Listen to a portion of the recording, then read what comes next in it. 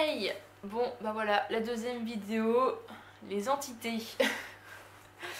Cette chose, enfin ces choses qu'on a tout autour de nous, tout le temps, et dont on ne fait pas forcément très attention, qui se manifestent sous différentes formes, tout comme les élémentaux, hein. Il n'y a pas qu'une forme d'entité, il n'y a pas que les entités démoniaques, mauvaises, parce que malheureusement c'est celle dont on entend le plus souvent parler.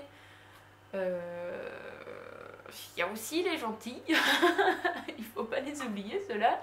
Les anges par exemple, des entités angéliques qui sont tout autour de nous, qui sont nos guides et qui essayent d'interagir avec nous quand ils le peuvent.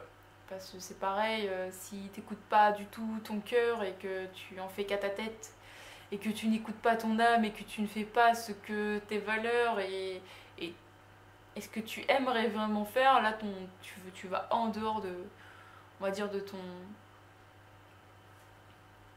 chemin de vie qui a été guidé par ton ange et qui essaye des fois de te remettre sur la bonne voie, mais toi tu ne l'écoutes pas.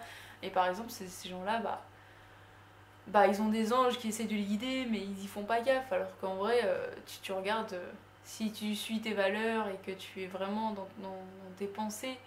Bon, faut que je parle des heures miroirs. Je referai une vidéo parce que là je sens que je vais partir que sur les anges, sinon ça va pas le faire. Donc on va reparler sur des entités, les fantômes comme on peut les dire, ces âmes en fait qui sont tout autour de nous, parce que réellement c'est ça, ce sont des âmes, soit de personnes qui sont décédées, qui n'ont pas trouvé le chemin. En général ça c'est les personnes qui se sont suicidées. C'est pour ça que le suicide n'est pas... Moi je... Autant la mort, si tu connais mon expérience avec la mort, l'expérience de mort imminente, l'EMI, dont j'ai déjà fait une vidéo, tu sais que la mort, je trouve ça cool, mais le suicide en contrepartie, je pense que en fait tu ne peux pas avoir le bon côté de la mort en te suicidant. Tu finis en âme qui erre entre deux mondes et tu ne sais pas où aller, et ça on le sent des fois. Un courant d'air froid alors qu'il n'y a aucun courant d'air, en fait c'est une âme qui passe par là, qui te glace le sang, tu le sens, et donc là voilà, elle c'est une âme souvent triste, meurtrie, qui n'est pas bien, qui ne sait pas où elle va, qui est perdue. Donc il y a des médiums qui sont là pour les aider, ces âmes égarées, mais il y a très peu de médiums.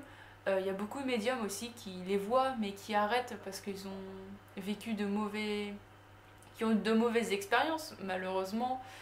En fait, le problème, c'est que souvent, on parle plus de mauvaises expériences que des bonnes expériences. On parle aussi des gens qui se font hanter. Ouais, je sais plus le nom. Mince, comme dans l'exorciste, ah oui, qui se font posséder, voilà. Quand on prend possession de ton corps, bon, bah là, clairement, en général, c'est pas parce qu'on te veut du bien, et c'est souvent ce qui revient souvent dans les histoires. On parle plus souvent de cas, on va dire, marquants, choquants, et qui font peur, que de cas joyeux où tout va bien, et cette personne te veut du bien, parce qu'en réalité, quand une personne te veut du bien, bah tu sens pas de la chose néfaste, et du coup, tu le constates beaucoup moins qu'une personne qui est malveillante.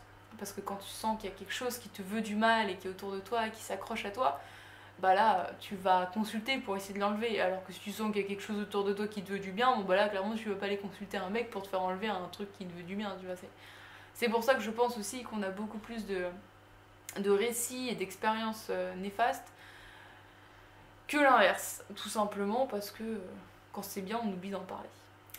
Donc du coup là on va essayer de remettre tout au clair parce qu'il y a beaucoup de choses à dire. Les entités c'est vraiment un sujet super vaste et c'est pour ça que je traînais un petit peu à la faire, parce que j'ai l'impression que j'arriverai jamais à tout dire et que je vais oublier la moitié des choses et que ça va être chiant. Donc bon, au pire vous me poserez encore des questions dans les commentaires sur des trucs que j'aurais peut-être oubliés. Donc oui, j'ai eu les suicides, les démons, ouais, parce que du coup je vous parle des anges, mais il y a aussi les entités démoniaques, les démons. J'ai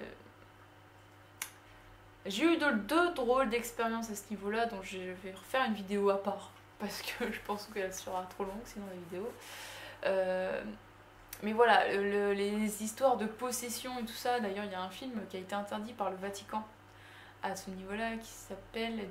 Merde, je sais plus. Bon, je vous remettrai le titre dans la description.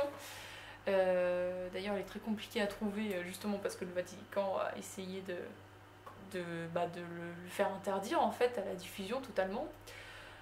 Si le Vatican essaye de faire interdire quelque chose à la diffusion, c'est qu'il y a quelque chose à cacher. Et il parle beaucoup de possession, donc toutes les personnes qui sont sensibles et qui ne supportent pas savoir qu'il y a des choses mauvaises autour de nous, bon bah regardez pas ce film parce que clairement il peut être traumatisant. Moi je sais qu'il y a une scène qui reste beaucoup dans ma mémoire. Mais voilà, il y a quand même beaucoup de choses tout autour de nous, tout le temps, qui ne sont pas sur le même plan astral, mais qu'on peut ressentir comme les élémentaux en fait. On peut ressentir énergétiquement ces trucs-là, c'est pour ça les médiums, les clairvoyants, les voient ou les ressentent ou arrivent à communiquer avec eux. C'est parce qu'ils arrivent à mettre leur énergie sur le plan astral ou que l'astre en lui-même aussi vient prendre contact. Donc tu peux appeler le spiritisme par exemple, tu appelles des entités à venir à toi. Après, le problème c'est que ça peut être des bonnes comme des mauvaises entités. Ça peut être le mec qui s'est suicidé, qui a juste envie de parler et qui comprend pas où il est, comme un démon qui a envie de vous faire passer la pire soirée et puis de trouver une âme assez faible pour pouvoir prendre possession d'une partie de son corps. Après, quand on dit possession, il y a possession et possession. En fait, il y a la possession dure et brute, comme on voit dans l'exorcisme, où là, clairement, l'âme de la personne se fait dominer totalement par un démon beaucoup trop puissant. Mais il y a aussi la petite domination où, en fait, l'entité va s'accrocher à ton énergie, va te pomper ton énergie vitale, tu vas juste ressentir de la fatigue, ou tu vas avoir mal quelque part. Après, elle prend pas tous tes mal et toute ta fatigue pour une entité, hein, bien sûr. Faut être relationnel aussi. Genre, en fait, tu le sens quand... tu le ressens différemment apparemment. Moi, je l'ai pas vécu, je me crée une barrière de lumière, comme on peut dire, de magnétisme, d'énergie, en fait, pour éviter justement les trous. En fait, il faut le faire quand tu te sens pas bien. Quand tu sens que tu es un peu faible, que tu es un peu fatigué, un peu malade, en fait, là, ton aura, ton énergie, ton magnétisme va faire des trous, des fissures, en fait. C'est des mini-fissures, mais dans ces petites fissures, en fait, l'entité peut venir s'accrocher. Et en général, dans une fissure, c'est pas quelqu'un de bon qui vient venir s'accrocher, c'est plutôt quelqu'un de néfaste. Même si cette personne ne va pas avoir l'impression, parce que ça peut être quelqu'un de ton entourage, genre ta grand-mère, ton oncle, ta tante, enfin quelqu'un qui est décédé dans ton entourage, qui te veut du bien, et en fait en te voulant du bien, elle va s'agripper à toi, mais va te faire du mal, sans s'en rendre compte. En fait c'est un truc con, mais par exemple, elle veut s'agripper à toi, mais elle ne sait pas en fait comment interagir avec toi, et elle va te pomper ton essence vitale. En fait, par exemple, ça, tu vois, ça te fait du mal, alors que cette personne te veut du bien à la base. Elle veut juste rester à tes côtés. Elle va rester en fait dans ton aura, et ça va te pomper ton énergie malgré toi. Après, comme je disais, il y a aussi les anges, par exemple, qui te veulent beaucoup de bien, qui sont là pour te guider. Il y a ces êtres de lumière qui sont tout autour de nous, les élémentaux. Donc ce sont des entités, en fait. Mais des entités qui sont en rapport avec les éléments et qui sont... Enfin, c'est encore un... Je pense que là, tu vois, là, on est à la limite de l'entité, je crois. Donc, mais pour moi, ça reste des entités, parce que c'est des choses qui sont sur le même plan astral qu'une entité, je trouve. Enfin, on n'a pas de preuve scientifique de ça, donc de toute façon, je pense que personne ne peut... Enfin, au pire, on peut me contredire, mais personne ne peut me trouver une preuve concrète et réelle. Donc on s'en fiche. Donc voilà, qu'est-ce que je peux dire de plus? Parce que en fait, le problème, c'est qu'on dit beaucoup de choses de mal. Là, je me rends compte que j'ai encore dit beaucoup de choses, d'exemples mauvais, mais à part les anges, c'est vrai qu'on n'a pas beaucoup de bons exemples. Après, si, voilà, il peut y avoir une entité qui va s'accrocher à toi, qui va faire en sorte qu'il va t'arriver que des choses bien, parce qu'elle te veut du bien, qui va t'aider réellement dans la vie à te sentir bien. Mais en général, Enfin, le problème, c'est que tu le ressens pas du tout comme ça, toi. Enfin, tu le sens, mais tu te rends pas compte que ça peut être à cause d'une entité. Donc, du coup, voilà. Non, c'est tout. Je crois que je peux rien dire de plus aujourd'hui. J'espère que ça vous suffira. Au pire, je m'en ferai une autre vidéo. Voilà, je vous fais des bisous.